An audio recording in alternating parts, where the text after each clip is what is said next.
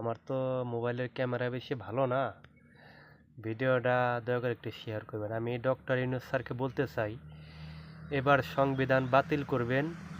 বাতিল করার পরে এরকম সংবিধান করা উচিত। আমি আপনাকে উপদেশ দেওয়ার মতো তো জ্ঞান নাই আমার, আর উপদেশ দিতেও পারবো না। এরকম সংবিধানে আইন করা উচিত যে রাষ্ট্রের টাকা যে চুরি করে ধরা খাবে, তার বউ, তার মা এবং তার মেয়েকে জনসম্মুখে ল্যাংটা করে ঘোরাতে হবে, বুঝছেন? 3 দিন ঘোরাতে হবে সারা বাংলাদেশ।